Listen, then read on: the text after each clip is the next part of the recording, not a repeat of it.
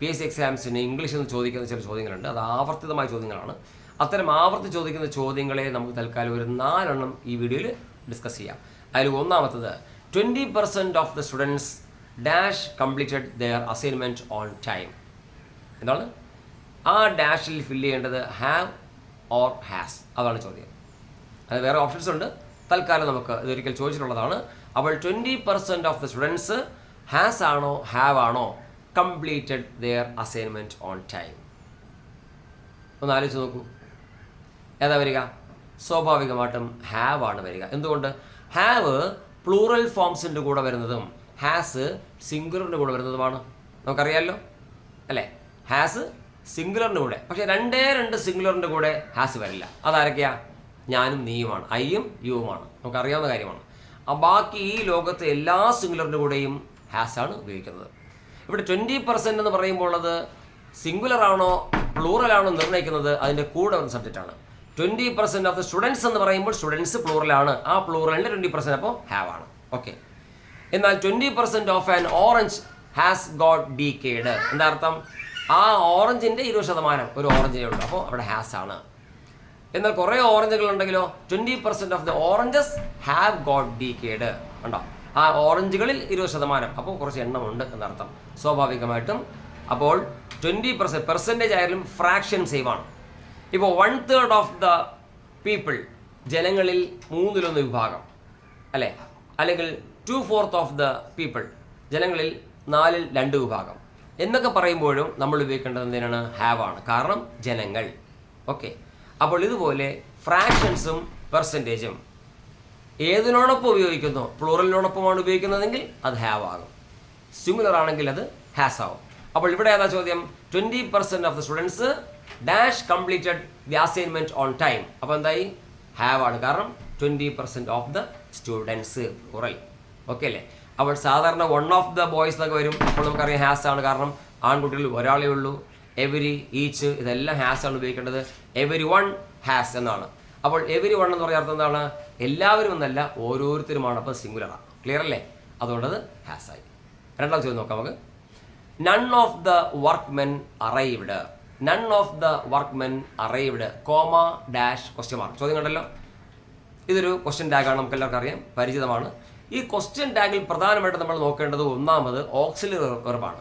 അതിനുള്ളിൽ is, am, are, was, were, can, could, may, might, shall, should, do, does, did, have, has, had തുടങ്ങിയ ഓക്സിലറികൾ ഉണ്ടെങ്കിൽ നമ്മൾ അതെടുത്ത് ഉപയോഗിക്കും. സെൻറ്റൻസ് പോസിറ്റീവ് ആണെങ്കിൽ അതിലൂടെ ഇൻഡ് ചേർക്കും. I can do that, can't I ഉണ്ടോ? You can go there, can't you, അങ്ങനെയാണ്. അപ്പോൾ എന്നാൽ ഇവിടെ നമ്മൾ നോക്കൂ, none of the workmen arrived എന്ന് പറയുമ്പോൾ ഇതിനകത്ത് അത്തരം ഓക്സിലറികളൊന്നുമില്ല. ഓക്സിലറികളൊന്നും ഇല്ലെങ്കിൽ പിന്നെ നമ്മൾ നോക്കുന്നത് എവിടെയായിരിക്കും? മെയിൻ വെർബിലേക്കാണ്. മെയിൻ വെർബ് ആരാണ്? അറൈവ്ഡ്. തുടക്കത്തിൽ തന്നെ നണ്ണാണ്. നണ്ണ് നെഗറ്റീവ് വേർഡാണ്. നെഗറ്റീവ് വേർഡ്സ് വന്നാൽ ഒരിക്കലും ടാഗിൽ ഇൻറ്റ് വരില്ല. അപ്പോൾ ഇവിടെ തന്നിരിക്കുന്ന ഓപ്ഷനിൽ don't they, do they, did they, didn't they എന്നാണ്. Don't they, do they, did they, didn't they എന്ന 4 ഓപ്ഷൻസ് തന്നിരിക്കുന്നത്. ഈ 4 ഓപ്ഷൻസിൽ ഇൻറ്റുള്ള ഓപ്ഷൻസ് നമുക്ക് അങ്ങ് ഒഴിവാക്കാം. കാര്യം എന്താ? നൺ വന്നിരിക്കുന്നു. None, never, neither, nobody, nothing, hardly, scarcely, sparsely, rarely, അതുപോലെ തന്നെ ഫ്യൂ, ലിറ്റിൽ, സെൽഡം, ഇതുപോലുള്ള നെഗറ്റീവ് വേർഡുകൾ വന്നാൽ നമുക്കതിനകത്ത് ഇൻറ്റ് ചേർക്കാൻ കഴിയില്ലല്ലോ. അപ്പോൾ ഇൻറ്റുള്ള 2 നമുക്ക് ഒഴിവാക്കി. അപ്പോൾ ഡോണ്ടും പോയി, ഡിഡിനും പോയി. പിന്നെ ആരാ ബാക്കിയുള്ളത്? ഡൂവും ഡിഡുമാണ്. അപ്പോൾ മെയിൻ വെർബിലേക്ക് നോക്കൂ. അറൈവ്ഡ് എന്നാണ്. അപ്പോൾ വെർബ് 2 ആണ്, പാസ്റ്റ് ടെൻസ് ആണ്. പാസ്റ്റ് ബദല ഡിഡാണ്. എന്നാൽ അറൈവ്സ് എന്നോ അറൈവ് എന്നോ ആണെങ്കിലോ, അറൈവ് ആണെങ്കിൽ ഡു, അറൈവ്സ് ആണെങ്കിൽ ഡസ്, അറൈവ്ഡ് പാസ്റ്റ് ആയതുകൊണ്ട് ഡിഡ്. അപ്പോൾ ആളാരായി? Did they. ഇൻഡ് വേണ്ട, കാരണം നൺ തുടക്കത്തിലുണ്ട്. ഓക്കെ. അപ്പോൾ അടുത്ത മൂന്നാമത്തെ ചോദ്യം നമുക്ക് നോക്കാം. If I dash a millionaire I would help him. ഞാനൊരു മില്യനെയർ ആയിരുന്നുവെങ്കിൽ ഞാൻ അവനെ സഹായിക്കുമായിരുന്നു. ഇതിൻ്റെ ബ്രാക്കറ്റിൽ ഓപ്ഷൻസ് വന്നിരിക്കുന്നത് വാസും വെയറുമാണ്. നമുക്കറിയാം, ഞാനൊരു ഡോക്ടറായിരുന്നു, ഐ വാസ് എ ഡോക്ടർ. ഞാനൊരു അധ്യാപകനായിരുന്നു, ഐ വാസ് എ ടീച്ചർ. ഉണ്ടോ? ഞാനൊരു പൈലറ്റായിരുന്നു, ഐ വാസ് എ പൈലറ്റ്. അങ്ങനെയാണ് വരല്. പക്ഷേ ഇവിടെ എങ്ങനെ അവർ നോക്കാം? ഇഫ് ഐ ഡാഷ് എന്ന് പറയുമ്പോൾ ഇമാജിനറി ആണ്, ഉറപ്പില്ല, ഞാൻ ആയിരുന്നില്ല അല്ലേ? അപ്പോൾ ഇമാജിനറി ആണ്. If I dash a millionaire, if I were a bird I would fly.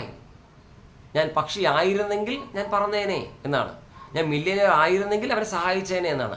അങ്ങനെ സാങ്കല്പികമായ കാര്യങ്ങൾ വരുമ്പോൾ നമ്മൾ ഐയിനോടൊപ്പം സിംഗുലറായ വാസ് അല്ല ഉപയോഗിക്കേണ്ടത്, ഐയിനോടൊപ്പം വേർ ആണ് ഉപയോഗിക്കേണ്ടത്. If I were a bird. ഇനി നിങ്ങൾക്ക് ഇതുപോലെ വരുന്ന മറ്റൊന്നാണ് ഐ വിഷ് ഐ വെയർ എന്നാണ് കേട്ടോ. I wish I were a doctor. ഞാനൊരു ഡോക്ടർ ആയിരുന്നുവെങ്കിലും ആഗ്രഹിക്കുന്നു. ആയോ? ഇല്ല, ഇമാജിനറിയാ. He behaved as if he were a king. അവൻ എങ്ങനെ പെരുമാറി? ഒരു രാജാവ് എന്ന പോലെ പെരുമാറി. അപ്പം ആസ് ഇഫ് എന്നാലും ഹി വെയർ ആണ് ഉണ്ടോ. As though he behaved as though he were a mad man. അവരൊരു ഭ്രാന്തനെ പോലെ പെരുമാറി. അപ്പോൾ എന്താണ്? ഭ്രാന്തനാണോ? അല്ല, ഭ്രാന്തനെ പോലെ പെരുമാറി. അപ്പോൾ അവിടെ എന്താണ്? വെയർ ആണ്. He wear. ഹീ സിംഗുലർ ആണ്. നമുക്കറിയാം ഹീ സിംഗുലർ ആയതുകൊണ്ട് തന്നെ പാസ്റ്റ് ടെൻസിൽ ഹീ വാസേ വരുള്ളൂ. പക്ഷെ ഇവിടെ ഐ വിഷ്, അതുപോലെ ആസ് ഇഫ്, അതുപോലെ ആസ് ദോ, ഇവിടെ ഇപ്പോൾ പറഞ്ഞ എന്താണ്? ഇഫ് ഐ എന്ന് പറയുമ്പോഴൊക്കെ സാങ്കല്പികമാണ്, ഇമാജിനറി സെൻസിൽ എടുക്കുന്നതാണ്. അതുകൊണ്ട് വെയർ ആണ് ഉപയോഗിക്കേണ്ടത്. ഓക്കെ അല്ലേ? അടുത്തത് എ ആണോ ആൻ ആണോ യൂസ് ചെയ്യേണ്ടതെന്നുള്ള ഒരു ചോദ്യമാണ്. സ്ഥിരം ക്വസ്റ്റ്യൻ ആണത്. Okay, find out the correct one. അതിൽ കൊടുക്കുന്ന ഓപ്ഷൻസ് ഇതാണ്: ആൻ എൽഡി ക്ലർക്ക്, അടുത്തത് an union member, an union member, അടുത്തത് എ അംബ്രല, എ അംബ്രല. അതിൻ്റെ നാലാമത്തെ ഓപ്ഷൻ വരുന്നത് A M L A. A ആണോ ആനോ ആണോ ഉപയോഗിക്കേണ്ടത്?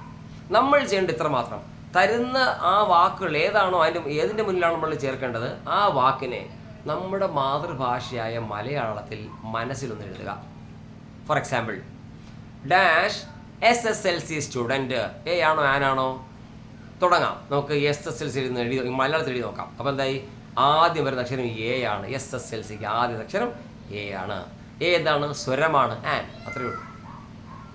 യൂണിയൻ മെമ്പർ യായാണ് വരുന്നത്. യു ആണ്, വവലാണൊക്കെ ശരിയാണ്. പക്ഷേ യൂണിയൻ ഇംഗ്ലീഷ് എഴുതുമ്പോൾ ഉച്ചരിക്കുന്നത് യൂണിയൻ. അപ്പോൾ യായാണ്. യാരലാവാശ എന്താണത്? അത് വ്യഞ്ജനാക്ഷരമാണ്. എ ആണ്. EWE യു, പെണ്ണാട് അല്ലെങ്കിൽ ഫീമെയിൽ, ഷീപ്പിൻ്റെ ഫീമെയിലാണ്. അപ്പോൾ നമ്മളവിടെ യു എന്നാണ് വായിക്കേണ്ടത്. അപ്പോൾ അവിടെ യായാണ് അവിടെ വരേണ്ടത്. യു എന്നാണ്, ആൻ യു അല്ല. അപ്പോൾ ഇവിടെ കൊടുക്കുന്ന ഓപ്ഷൻ ഏത് ശരിയാണ്? എൽഡി ക്ലർക്ക് കറക്റ്റാണ്. എൽഡി ക്ലർക്കിന് ആദ്യത്തെ അക്ഷരം അത് എ ഉണ്ടോ? സ്വരമാണ്. ആ ഇ ഈ ഉ എ എ അത് സ്വരങ്ങളാണ്. സ്വരങ്ങൾ വന്നാൽ an. So an എൽഡി clerk, an SSLC student, an MLA എന്നാണ്. എ MLA അല്ല. കാരണം എന്താ? MLA ആദ്യത്തെ അക്ഷരം എന്താ? എ ഉണ്ടോ?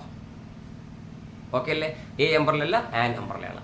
അപ്പോൾ കാര്യങ്ങൾ വ്യക്തമായി മനസ്സിലാക്കാൻ വളരെ സിമ്പിളാണ്. എയും ആനും വരുന്നത് ആ വാക്കുകൾ നമ്മൾ ജസ്റ്റ് മലയാളത്തിൽ മനസ്സിലൊന്ന് കുറിക്കുക. അപ്പോൾ കാണുന്നത് ആദ്യത്തെ അക്ഷരം സ്വരമാണെങ്കിൽ ആൻ ചേർക്കുക, വ്യഞ്ജനാക്ഷരമാണെങ്കിൽ എ ചേർക്കുക, കഴിഞ്ഞു. So simple. അതുകൊണ്ട് ഈ വീഡിയോ ഇഷ്ടപ്പെട്ടെന്ന് കരുതുന്നു. ഈ 4 ചോദ്യങ്ങളുടെ ഉത്തരങ്ങളും വളരെ വിശദീകരിച്ചിട്ടുണ്ട്. നന്നായിട്ട് വീണ്ടും വീണ്ടും കണ്ട് കേട്ട് മനസ്സിലാക്കി പഠിക്കുമെന്ന് വിചാരിക്കുന്നു. Okay, thank you.